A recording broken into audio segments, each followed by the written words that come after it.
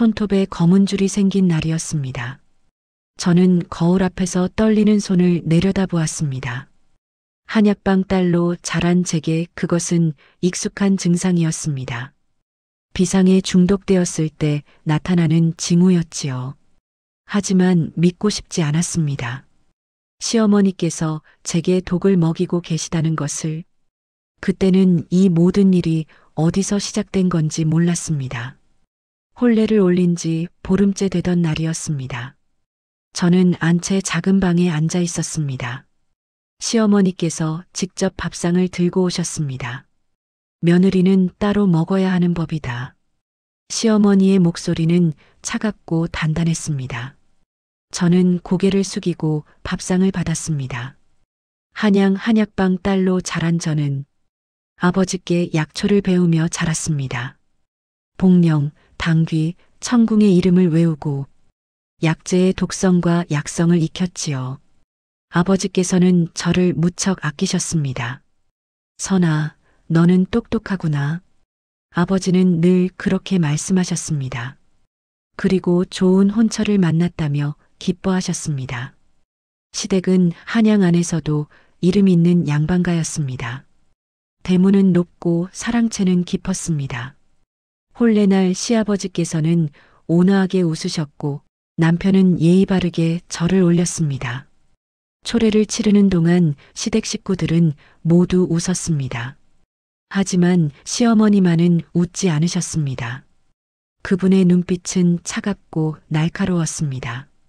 저는 그때 느꼈어야 했습니다. 그 눈빛 속에 담긴 무언가를. 첫날 밤이 지나고 아침이 밝았습니다. 시어머니께서 저를 안채로 부르셨습니다. 내가 먹을 것은 내가 직접 챙기겠다. 그 말씀을 들었을 때 저는 잠시 망설였습니다. 하지만 시집살이가 원래 그런 것이라 여겼습니다. 부엌 일은 다른 여종이 하니 신경 쓰지 마라. 시어머니의 말씀은 단호했습니다. 저는 고개를 끄덕였습니다. 그날부터 시어머니께서는 매일 아침 제 방으로 직접 밥상을 들고 오셨습니다. 밥그릇, 국그릇, 나물 두어 가지. 소박하지만 정갈했습니다. 하지만 밥맛이 이상했습니다. 쓴맛이 혀끝에 맴돌았고 목구멍을 넘어갈 때마다 묘한 텁텁함이 남았습니다. 저는 처음에는 입맛이 없는 것이라 생각했습니다. 시집살이의 긴장 때문이라 여겼지요. 날이 갈수록 몸이 무거워졌습니다. 아침에 일어나기가 힘들었고 손끝이 자주 저렸습니다. 어머님, 제가 요즘 몸이 좀 안 좋습니다. 어느 날 저는 조심스럽게 말씀드렸습니다. 시어머니께서는 고개도 돌리지 않으셨습니다. 시집살이가 원래 그런 것이다. 그 말씀뿐이었습니다. 남편에게도 말했습니다. 요즘 몸이 이상합니다. 남편은 제 얼굴을 보지도 않았습니다. 어머니께서 잘 챙겨주시지 않느냐? 그 말을 듣고 저는 입을 다물었습니다. 석 달째 되던 날이었습니다. 저는 세수를 하다가 거울을 보았습니다. 얼굴이 누렇게 떴고 손톱에는 검은 줄이 생겨 있었습니다. 심장이 철렁 내려앉았습니다. 한약방에서 보았던 증상이었습니다. 비상 중독의 초기 징후였지요. 저는 그날 밤 잠을 이루지 못했습니다. 아버지께서 들려주셨던 말씀이 떠올랐습니다. 비상은 적은 양으로도 사람을 죽일 수 있다. 설마 그럴 리가 없다고 생각했습니다. 하지만 몸은 거짓말을 하지 않았습니다. 다음 날 아침이었습니다. 시어머니께서 또다시 밥상을 들고 오셨습니다. 어서 먹거라. 저는 밥그릇을 내려다보았습니다. 하얀 쌀밥 위에 검은 참깨가 뿌려져 있었습니다. 아니, 참깨가 아니었습니다. 저는 손을 떨며 밥그릇을 들었습니다. 그리고 코를 가까이 대어 냄새를 맡았습니다. 미세하지만 분명한 냄새가 났습니다. 마늘을 태운 듯한 쓰디쓴 냄새, 비상의 냄새였습니다. 온몸에 소름이 돋았습니다. 시어머니께서 저를 지켜보고 계셨습니다. 왜 안 먹느냐? 저는 떨리는 목소리로 대답했습니다. 배가 고프지 않습니다. 시어머니의 눈빛이 차갑게 변했습니다. 며느리가 시어머니가 차린 밥을 안 먹겠다는 게냐? 저는 고개를 숙였습니다. 등에서 식은땀이 흘러내렸습니다. 그날부터 저는 밥을 먹는 척만 했습니다. 시어머니가 안 보실 때 밥을 치맛자락에 숨겨 장독대에 버렸습니다. 하지만 시어머니는 눈치채셨습니다. 요즘 밥을 많이 남기는구나. 저는 대답할 수 없었습니다. 입맛이 없으신가 보구나. 시어머니의 목소리는 차갑고 낮았습니다. 그날 밤 저는 깨달았습니다. 이 집에서 저는 혼자라는 것을, 그리고 누군가 저를 죽이려 한다는 것을. 석 달이 지났습니다. 저는 날마다 밥을 먹는 척만 했습니다. 시어머니가 안 보실 때 치맛자락에 숨겨 뒷마당 장독대에 버렸습니다. 하지만 몸은 이미 상해 있었습니다. 손끝이 저리고 머리가 무거웠습니다. 아침마다 일어나기가 힘들었지요. 시어머니께서는 제 얼굴을 살피셨습니다. 안색이 좋지 않구나. 그 말씀 속에는 걱정이 아니라 차가운 무언가가 담겨 있었습니다. 밥을 잘 먹지 않는 것 같은데. 저는 고개를 숙였습니다. 죄송합니다. 시어머니의 눈빛이 날카로워졌습니다. 어느 날 저녁이었습니다. 저는 안채에서 바느질을 하고 있었습니다. 목이 말라 부엌으로 향했지요. 부엌 문 앞에 다다랐을 때 안에서 시어머니의 목소리가 들렸습니다. 이번 달 안에는 끝낼 수 있겠지? 여종의 대답이 이어졌습니다. 마님, 하지만 저렇게 조금씩 넣으면, 조금씩 넣어야 의심받지 않는다. 저는 숨을 죽였습니다. 문틈으로 안을 들여다보았습니다. 시어머니께서 작은 종이봉지를 꺼내셨습니다. 그리고 밥그릇 하나에 검은 가루를 뿌리셨습니다. 심장이 멎는 것 같았습니다. 이 밥그릇은 며느리 것이니 따로 두어라. 여종이 고개를 끄덕였습니다. 알겠습니다, 마님. 저는 뒷걸음질 쳤습니다. 손이 떨려 벽을 짚었습니다. 모든 것이 명확해졌습니다. 시어머니께서 제게 독을 먹이고 계셨습니다. 그것도 매일 조금씩. 왜일까요? 왜 저를 죽이려 하시는 걸까요? 저는 그날 밤 잠을 이루지 못했습니다. 다음 날 아침이 밝았습니다. 시어머니께서 또다시 밥상을 들고 오셨습니다. 어서 먹거라. 저는 밥그릇을 내려다보았습니다. 어제 부엌에서 보았던 바로 그 그릇이었습니다. 감사합니다. 저는 숟가락을 들었습니다. 하지만 입으로 가져가지 않았습니다. 왜 안 먹느냐? 시어머니의 목소리가 차갑게 내려앉았습니다. 배가 고프지 않습니다. 시어머니가 차린 밥을 거부하는 게냐? 저는 고개를 들었습니다. 시어머니의 눈을 똑바로 보았습니다. 죄송하지만 정말 배가 고프지 않습니다. 시어머니의 얼굴이 굳어졌습니다. 그날 이후 시어머니는 제 방에 오시지 않았습니다. 대신 여종이 밥상을 들고 왔습니다. 마님께서 드시라 하셨습니다. 저는 밥상을 받았습니다. 하지만 한 술도 먹지 않았습니다. 밤이 되자 저는 밥그릇을 들고 조용히 뒷마당으로 나갔습니다. 달빛 아래 장독대가 서 있었습니다. 저는 장독대 뒤 땅을 파기 시작했습니다. 밥을 묻어야 했습니다. 아무도 모르게. 손톱에 흙이 박혔습니다. 손바닥이 쓰라렸지만 멈추지 않았습니다. 밥을 구덩이에 넣고 흙을 덮었습니다. 그리고 그 위에 낙엽을 뿌렸습니다. 숨을 고르며 일어서려는데 뒤에서 인기척이 느껴졌습니다. 등골이 서늘해졌습니다. 천천히 고개를 돌렸습니다. 시어머니께서 서 계셨습니다. 달빛을 등지고 저를 내려다보고 계셨습니다. 밤에 여기서 뭘 하는 게냐? 저는 일어섰습니다. 치맛자락을 털며 대답했습니다. 바람을 쐬러 나왔습니다. 시어머니께서 한 걸음 다가오셨습니다. 손에 흙이 묻었구나. 저는 손을 등 뒤로 숨겼습니다. 넘어졌습니다. 시어머니의 눈빛이 차갑게 빛났습니다. 며느리, 너는 내 말을 듣지 않는구나. 저는 대답하지 않았습니다. 밥을 먹지 않으면 몸이 상한다. 시어머니께서 제 곁을 지나 안채로 돌아가셨습니다. 저는 그 자리에 서서 떨고 있었습니다. 다음 날 아침이었습니다. 남편이 제 방으로 들어왔습니다. 어머니께서 내가 밥을 먹지 않는다고 하시던데. 저는 바느질하던 손을 멈췄습니다. 몸이 좋지 않아서입니다. 남편이 눈살을 찌푸렸습니다. 어머니께서 정성껏 차려주시는데 그걸 먹지 않는다는 게 말이 되느냐? 저는 남편을 똑바로 보았습니다. 그 밥에 무엇이 들었는지 아십니까? 남편의 얼굴이 굳어졌습니다. 무슨 말이냐? 독입니다. 비상이 들어 있습니다.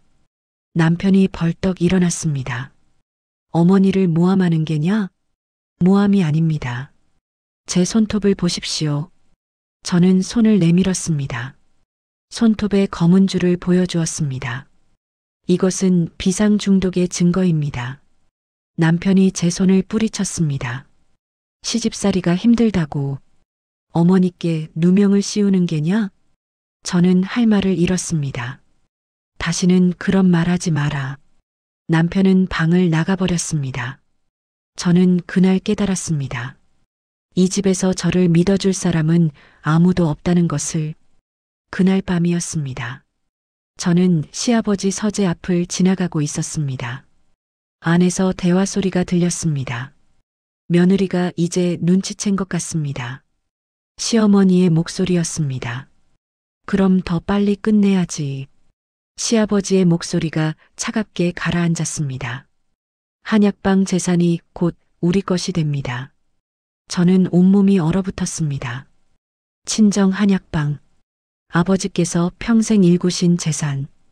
그것을 노리고 이 혼인을 꾸민 것이었습니다. 며느리가 죽으면 재산 상속은 자동으로 우리에게 넘어옵니다. 시어머니의 목소리에는 욕심이 가득했습니다. 저는 비틀거리며 뒷걸음질 쳤습니다. 복도를 지나 제 방으로 돌아왔습니다. 문을 닫고 주저앉았습니다. 모든 것이 계획이었습니다. 처음부터 저를 죽이려던 계획. 손이 떨렸습니다. 눈물이 흘러내렸습니다. 하지만 저는 울지 않았습니다. 이를 악물고 눈물을 닦았습니다. 죽을 수 없었습니다. 아버지를 위해서라도. 저는 일어나 책상 앞에 앉았습니다. 그리고 생각하기 시작했습니다. 어떻게 하면 살아남을 수 있을까? 어떻게 하면 증거를 모을 수 있을까? 다음 날부터 저는 감시를 받기 시작했습니다. 시어머니께서 여종을 시켜 제 방 밖을 지키게 하셨습니다.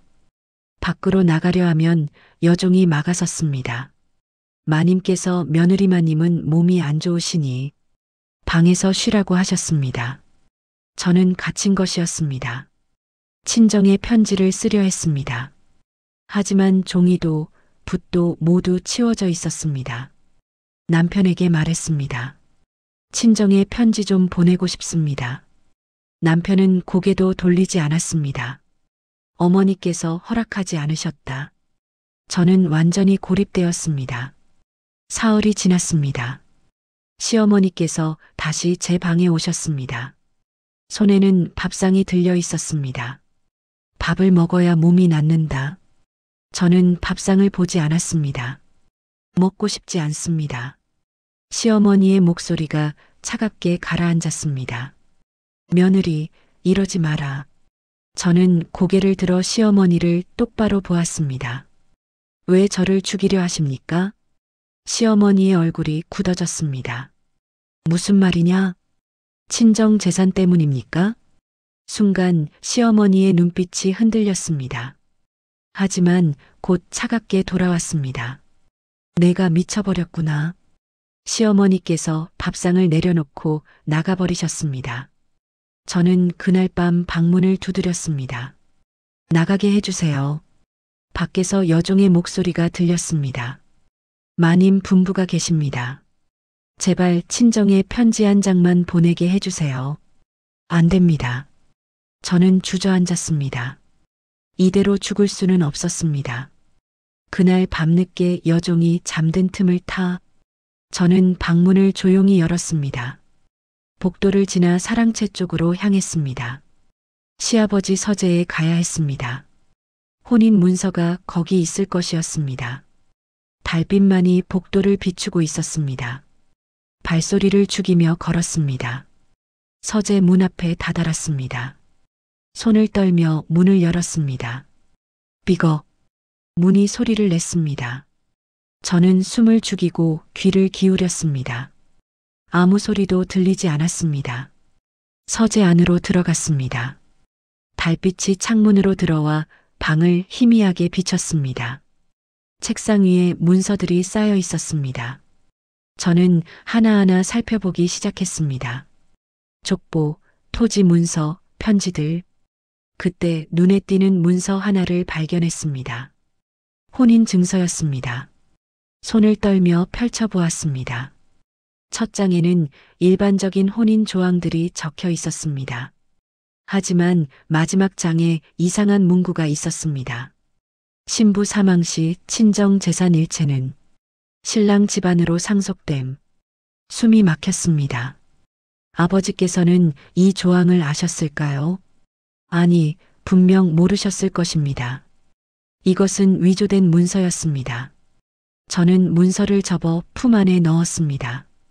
증거가 필요했습니다. 그때였습니다. 거기 누구냐? 밖에서 시아버지의 목소리가 들렸습니다. 심장이 멎는 것 같았습니다. 발소리가 가까워졌습니다. 저는 재빨리 문서를 원래 자리에 놓고 창문 쪽으로 몸을 숨겼습니다. 문이 열렸습니다. 시아버지께서 호롱불을 들고 들어오셨습니다. 이상하네. 시아버지께서 방 안을 둘러보셨습니다. 저는 숨도 쉬지 못하고 커튼 뒤에 서 있었습니다. 시아버지께서 책상 앞에 앉으셨습니다. 문서들을 확인하셨습니다. 문서는 그대로 있고 중얼거리시며 고개를 가웃하셨습니다. 잠시 후 시아버지께서 일어나셨습니다. 그리고 방을 나가셨습니다. 저는 한참을 그 자리에 서 있었습니다. 식은땀이 등을 타고 흘러내렸습니다. 조심스럽게 커튼 밖으로 나왔습니다. 다시 책상으로 다가갔습니다. 하지만 혼인 문서는 보이지 않았습니다. 시아버지께서 가져가신 것이었습니다. 저는 망연자실했습니다. 그때 책상 서랍이 열려 있는 것을 보았습니다. 안을 들여다보았습니다. 거기에는 또 다른 문서가 있었습니다. 펼쳐보았습니다. 그것은 친정 한약방의 재산 목록이었습니다. 건물, 토지, 약재, 돈, 모든 것이 빼곡히 적혀 있었습니다. 그리고 그 옆에 메모가 있었습니다. 며느리 사망 후 처리 방법. 손이 떨렸습니다. 메모에는 이렇게 적혀 있었습니다. 병사로 처리, 관아에 신고, 상속 문서 제출, 재산 이전, 모든 것이 계획되어 있었습니다. 제가 죽은 후의 일까지 저는 그 문서를 접어 품에 넣었습니다. 이것만이라도 가져가야 했습니다. 조용히 서재를 나왔습니다. 복도를 지나 제 방으로 돌아왔습니다. 여종은 여전히 자고 있었습니다. 방 안으로 들어와 문을 닫았습니다. 그리고 주저앉았습니다. 품 안의 문서를 꺼냈습니다. 달빛 아래서 다시 한번 읽었습니다. 이것이 증거였습니다. 하지만 어떻게 해야 할까요? 이 집에서 나갈 수도 없고 친정에 알릴 방법도 없는데 저는 문서를 방바닥에 숨겼습니다. 마루 밑 틈새에 조심스럽게 넣었습니다. 그리고 생각했습니다. 반드시 방법이 있을 것이라고, 반드시 살아남을 것이라고. 다음 날 아침이었습니다. 시어머니께서 다시 밥상을 들고 오셨습니다. 하지만 이번에는 시아버지와 남편도 함께였습니다. 며느리, 이제 그만 밥을 먹어라. 시아버지의 목소리는 단호했습니다. 저는 밥상을 보았습니다. 언제나처럼 검은 가루가 뿌려진 밥이었습니다. 싫습니다. 시어머니가 앞으로 다가왔습니다. 억지로라도 먹여야겠구나. 시어머니께서 제 팔을 잡으셨습니다. 남편이 반대편 팔을 잡았습니다. 입 벌려라. 시아버지께서 숟가락을 들어 제 입에 가져오셨습니다. 저는 고개를 돌렸습니다. 안 됩니다. 가만히 있어. 남편이 제 턱을 잡았습니다. 저는 필사적으로 저항했습니다. 그때였습니다. 밖에서 급한 발소리가 들렸습니다. 마님, 큰일 났습니다. 여종이 급하게 방문을 두드렸습니다. 관아에서 사람이 왔습니다. 시아버지의 얼굴이 굳어졌습니다. 뭐라고? 한약방 주인 어른께서 신고를 하셨답니다. 저는 눈을 크게 떴습니다. 아버지께서 저를 찾아오신 것이었습니다. 시아버지께서 급히 밖으로 나가셨습니다. 저는 그 틈에 남편의 손을 뿌리쳤습니다. 시어머니께서 노려보셨지만 더 이상 저를 잡지는 않으셨습니다. 가만히 있거라. 시어머니께서 낮은 목소리로 말씀하셨습니다. 밖에서 소란스러운 소리가 들렸습니다. 저는 창문으로 다가갔습니다. 대문 앞에 관아 사람들이 서 있었습니다.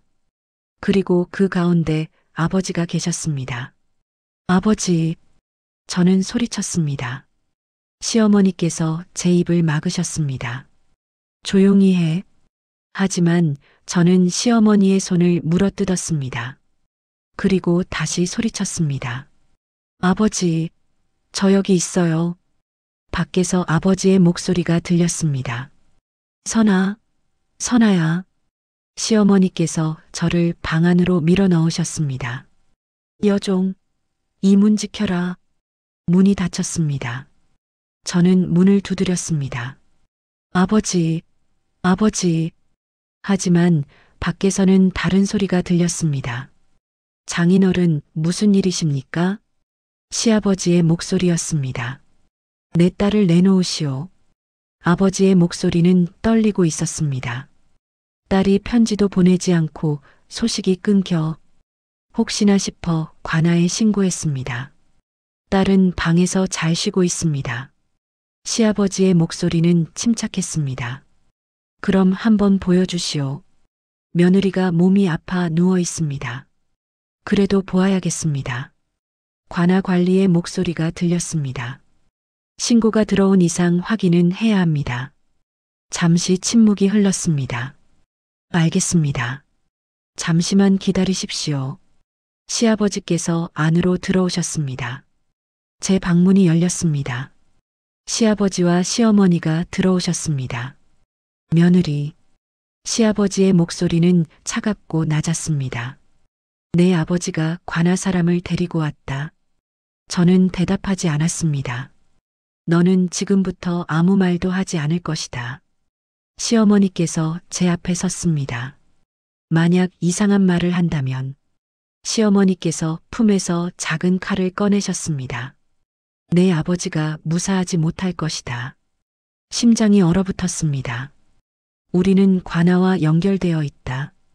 내 말을 믿어줄 사람은 아무도 없어. 시아버지께서 덧붙이셨습니다. 하지만 내 아버지를 해치는 것은 어렵지 않지. 저는 입술을 깨물었습니다. 알아들었느냐? 저는 고개를 끄덕였습니다. 시어머니께서 칼을 다시 숨기셨습니다. 현명한 선택이다. 문이 열렸습니다. 아버지께서 들어오셨습니다. 뒤에는 관아 관리가 따라왔습니다. 선아. 아버지께서 달려오셨습니다. 저는 아버지를 보았습니다. 눈물이 쏟아질 것 같았습니다. 하지만 참아야 했습니다. 아버지, 괜찮으냐? 왜 편지가 없었느냐? 아버지의 목소리는 떨렸습니다. 저는 시어머니를 보았습니다. 시어머니의 손이 품 안으로 들어가 있었습니다. 괜찮습니다, 아버지. 얼굴이 왜 이리 야위었느냐? 아버지께서 제 손을 잡으셨습니다. 그때 아버지께서 제 손톱을 보셨습니다. 손톱에 검은 줄. 아버지의 얼굴이 굳어졌습니다. 선아, 이게 무엇이냐? 아버지께서 속삭이셨습니다. 저는 고개를 저었습니다. 아무것도 아닙니다. 이건 비상 중독이 아니냐? 아버지는 한약방 주인이셨습니다. 당연히 아실 수밖에 없었습니다. 아닙니다, 아버지. 저는 아버지의 손을 뿌리쳤습니다. 저는 괜찮습니다. 그냥 돌아가세요. 아버지의 눈빛이 흔들렸습니다. 선아, 무슨 일이 있는 게 아니냐? 아무 일 없습니다. 저는 소리쳤습니다. 관아관리가 앞으로 나왔습니다. 따님께서 괜찮다고 하시니 저희는 이만 물러가겠습니다. 아닙니다. 제 딸을. 아버지께서 관리에게 매달렸습니다. 하지만 관리는 고개를 저었습니다. 따님께서 직접 괜찮다고 하셨습니다. 시아버지께서 아버지를 부축하셨습니다. 장인어른, 며느리는 정말 괜찮습니다. 다만 시집살이에 적응하느라 좀 힘들 뿐입니다. 제 딸 손톱을 보셨습니까? 저건 분명 비상 중독입니다. 아버지께서 소리쳤습니다. 시어머니께서 나섰습니다. 무슨 말씀을 그렇게 하십니까? 며느리가 밥을 잘 먹지 않아 몸이 약해진 것 뿐입니다. 거짓말입니다. 아버지께서 관리를 붙잡으셨습니다. 제 딸을 조사해 주십시오. 관리가 난처한 표정을 지었습니다. 따님께서 괜찮다고 하시는데 저희가 어떻게... 선아, 사실대로 말해라. 아버지께서 저를 보셨습니다. 저는 시어머니를 보았습니다. 시어머니의 눈빛이 차갑게 빛났습니다.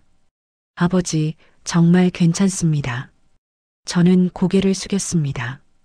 그냥 돌아가세요. 아버지께서 주저앉으셨습니다. 선아야. 저는 눈물을 참았습니다. 관리가 아버지를 일으켰습니다. 어르신, 이만 돌아가시지요. 안 됩니다. 제 딸이... 따님께서 괜찮다고 하셨습니다. 관리의 목소리는 단호했습니다. 아버지께서 마지막으로 저를 보셨습니다. 그 눈빛에는 슬픔과 절망이 가득했습니다. 선아, 죄송합니다, 아버지. 저는 고개를 돌렸습니다. 아버지께서 끌려 나가셨습니다. 문이 닫혔습니다. 저는 그 자리에 주저앉았습니다. 시어머니께서 만족스러운 표정을 지으셨습니다. 현명한 선택이었다. 시아버지께서 고개를 끄덕이셨습니다. 이제 아무도 방해할 수 없다. 남편도 아무 말하지 않았습니다. 저는 혼자였습니다. 완전히 혼자였습니다. 그날 밤이었습니다. 저는 마루 밑에 숨겨둔 문서를 꺼냈습니다. 재산 목록과 사후 처리 계획서. 이것이 유일한 증거였습니다. 하지만 어떻게 해야 할까요? 아무도 저를 믿어주지 않는데 저는 문서를 다시 숨겼습니다. 그리고 생각했습니다. 친정 하인, 아버지를 따라왔던 하인들, 그들을 통해 문서를 전할 수 있지 않을까? 다음 날 아침이었습니다. 저는 시어머니께 말씀드렸습니다. 바느질감이 필요합니다. 시어머니께서 의심스러운 눈빛으로 보셨습니다. 바느질을 하겠다고? 할 일이 없으니 바느질이라도 하려 합니다. 시어머니께서 잠시 생각하시더니 고개를 끄덕이셨습니다. 좋다. 여종을 시켜 가져오게 하겠다. 제가 직접 고르고 싶습니다. 안 된다. 시장에 나가게 해주십시오. 여종과 함께 가겠습니다. 시어머니께서 눈을 가늘게 뜨셨습니다. 도망칠 생각은 하지 마라. 도망가지 않겠습니다. 저는 고개를 숙였습니다. 시어머니께서 허락하셨습니다. 여종 둘을 딸려 보내겠다. 다음 날 저는 여종 2명과 함께 시장에 갔습니다. 시장은 사람들로 붐볐습니다. 저는 천을 고르는 척하며 주위를 살폈습니다. 그때 멀리서 익숙한 얼굴이 보였습니다. 친정 하인 복수리였습니다. 복수리도 저를 보았습니다. 눈이 마주쳤습니다. 저는 고개를 살짝 끄덕였습니다. 복수리도 알아들었다는 듯 고개를 끄덕였습니다. 저는 치맛자락에 숨겨온 문서를 만졌습니다. 여종들이 잠시 다른 곳을 보는 틈을 탔습니다. 저는 재빨리 문서를 바닥에 떨어뜨렸습니다. 그리고 복수리 쪽으로 걸어갔습니다. 복수리가 자연스럽게 문서를 주었습니다. 그리고 품 안에 넣었습니다. 마님, 어디 가십니까? 여종이 소리쳤습니다. 저는 돌아섰습니다. 천을 보려고요. 여종이 의심스러운 눈빛으로 저를 보았습니다. 저는 태연하게 천을 골랐습니다. 복수리는 이미 사라지고 없었습니다. 저는 안도의 한숨을 내쉬었습니다. 증거는 전달되었습니다. 이제 아버지께서 알아서 하실 것입니다. 하지만 그때까지 제가 살아있을 수 있을까요? 집으로 돌아왔습니다. 시어머니께서 저를 기다리고 계셨습니다. 물건은 잘 샀느냐? 네. 저는 천을 보여드렸습니다. 시어머니께서 만족스러운 표정을 지으셨습니다. 방으로 들어가거라. 저는 방으로 돌아왔습니다. 그날 저녁 밥상이 들어왔습니다. 언제나보다 많은 양이었습니다. 그리고 밥 위에는 검은 가루가 평소보다 훨씬 많이 뿌려져 있었습니다. 시어머니께서 들어오셨습니다. 오늘은 반드시 다 먹어야 한다. 저는 밥그릇을 보았습니다. 이걸 다 먹으면 죽습니다. 시어머니께서 차갑게 웃으셨습니다. 그게 목적이니까.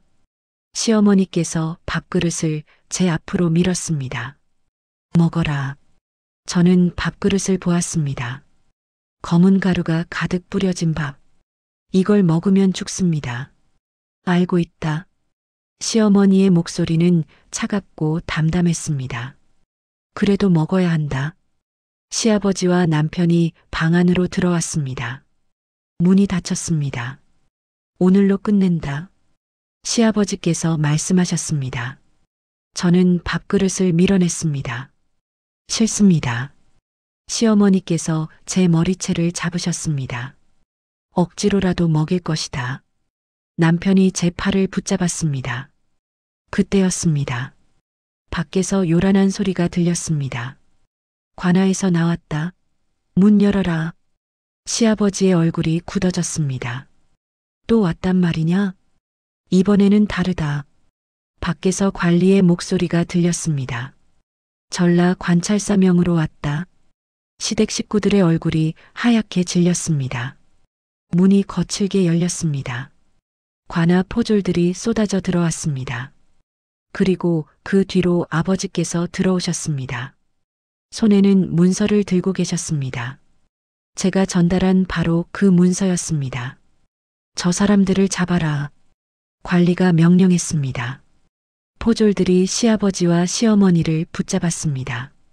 무슨 짓이냐? 시아버지께서 소리쳤습니다. 관리가 문서를 펼쳐 보였습니다. 이 문서가 무엇이냐? 시아버지의 얼굴이 창백해졌습니다.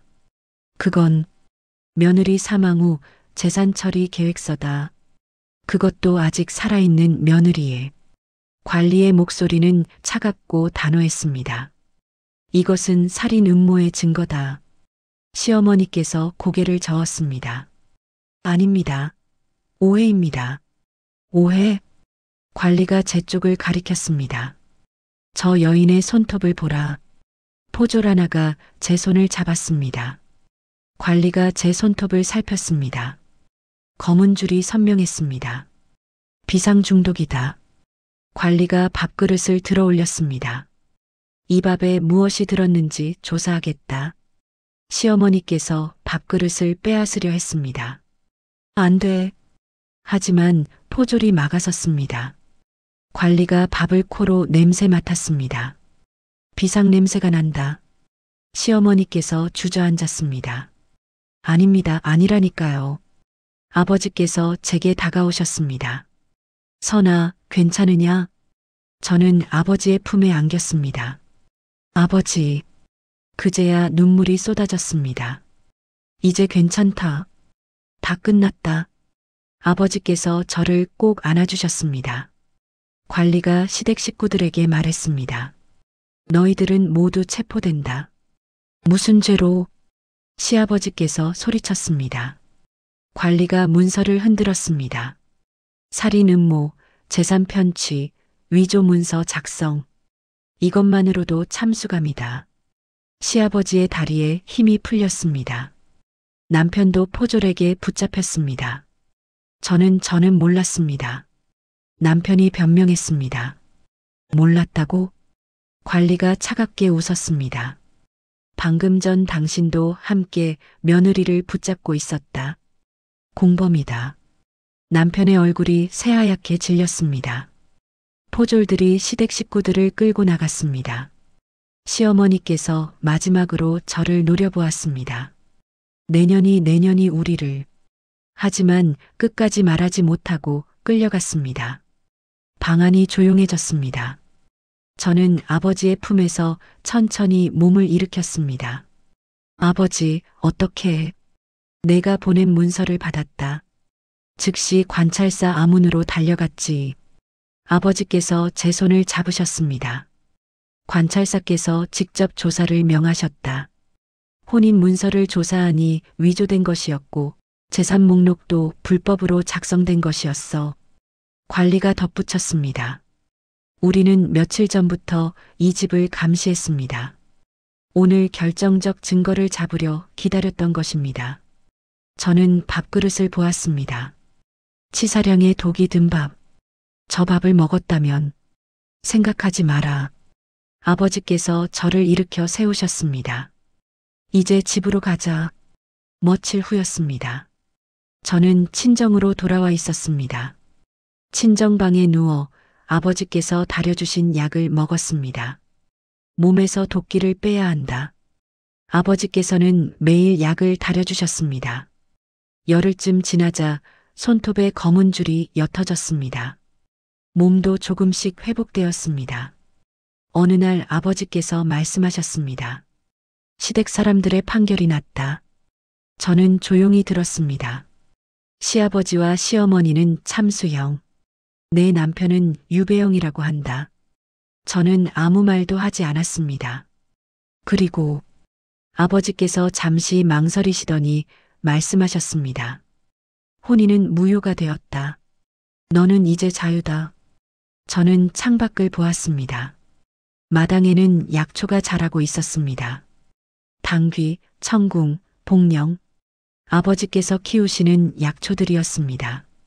선아, 아버지께서 제 손을 잡으셨습니다. 앞으로 어떻게 살고 싶으냐? 저는 잠시 생각했습니다. 그리고 대답했습니다. 약초를 배우고 싶습니다. 아버지께서 놀라셨습니다. 약초를? 네. 사람을 살리는 약을 만들고 싶습니다. 저는 제 손톱을 보았습니다. 독이 사람을 죽일 수 있다는 걸 알았습니다. 그렇다면 약은 사람을 살릴 수 있다는 것도 압니다. 아버지께서 천천히 고개를 끄덕이셨습니다. 그래, 좋은 생각이다. 다음 날부터 저는 아버지를 따라 한약방 일을 배우기 시작했습니다. 약초의 이름을 외우고 약재의 성질을 익히고 처방을 공부했습니다. 손님들이 오면 맥을 짚어보고 증상을 물어보았습니다. 이 약을 드시면 나으실 겁니다. 제 손으로 지은 약을 건넸습니다. 시간이 흘렀습니다. 어느 날 한약방 문을 열고 들어온 손님이 있었습니다. 혹시 선희 아씨 계십니까? 낯선 여인이었습니다. 제가 선희입니다. 여인이 저를 보더니 눈물을 흘렸습니다. 감사합니다. 정말 감사합니다. 무슨 일이십니까? 아씨께서 지어주신 약으로 제 남편이 살아났습니다. 저는 그제야 기억났습니다. 보름 전 찾아왔던 부부, 남편이 심한 열병을 앓고 있었지요. 다 나으셨습니까? 네, 덕분에 완쾌했습니다. 여인이 저를 올렸습니다. 저는 여인을 일으켜 세웠습니다. 괜찮습니다. 당연한 일을 했을 뿐입니다. 여인이 돌아간 후 아버지께서 제 어깨를 다독이셨습니다. 잘했다, 선아. 저는 창밖을 보았습니다. 햇살이 마당의 약초밭을 비추고 있었습니다. 바람이 불어와 약초들을 흔들었습니다. 저는 그 모습을 보며 생각했습니다. 독이 든 밥상, 죽음의 문턱, 배신과 절망, 그 모든 것을 지나왔습니다. 하지만 저는 살아남았습니다. 그리고 이제는 사람을 살리는 일을 하고 있습니다. 저녁이 되었습니다. 저는 한약방 문을 닫고 약초밭으로 나갔습니다. 무릎을 꿇고 앉아 약초의 잎을 만졌습니다. 부드럽고 따뜻했습니다. 고맙다. 저는 약초에게 속삭였습니다. 너희 덕분에 다시 살 수 있었어. 바람이 불어왔습니다. 약초들이 바람에 흔들리며 작은 소리를 냈습니다. 마치 대답하는 것 같았습니다. 저는 일어나 한약방으로 돌아갔습니다. 내일도 누군가를 살릴 것입니다. 그것이 제가 살아남은 이유라고 믿습니다.